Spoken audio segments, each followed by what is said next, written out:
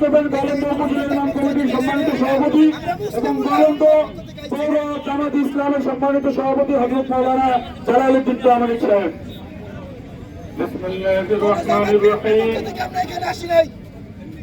আমরা সবাই তাকবীর দেব, লিল্লাহি তাকবীর, লিল্লাহি তাকবীর, আল্লাহু আকবার। ফিলিস্তিন ফিলিস্তিন জিন্দাবাদ জিন্দাবাদ, ফিলিস্তিন ফিলিস্তিন জিন্দাবাদ জিন্দাবাদ, ইসরাইল ইসরাইল জিন্দাবাদ জিন্দাবাদ, ইসরাইল ইসরাইল জিন্দাবাদ জিন্দাবাদ।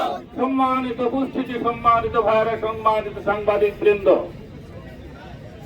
আজ অনেক দুঃখ এবং পরিতাপের বিষয়, এই রৌদ্রের মধ্যে অনেক কষ্ট করে আপনারা মায়েরা বোনেরা বাড়িঘর ছেড়ে, রান্না বান্না ছেড়ে, অফিস আদালত ছেড়ে, স্কুল কলেজ ছেড়ে, দোকানপাট ছেড়ে রাস্তায় দাঁড়িয়েছি একটি মাত্র অধিকারের জন্য, যেটা মুসলমানের অধিকার।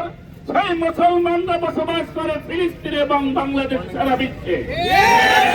জায়নবাদ এবং ইহুদিবাদ আজকে প্রায় 7 বছর যাবৎ এই মুসলমানদেরকে নিধন করছে, ধ্বংস করছে, হত্যা করছে, অথচ সারা বিশ্বের মুসলমানেরা চুপ করে বসে আছে।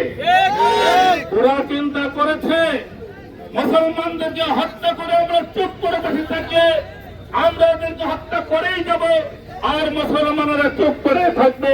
এটা হতে পারে না।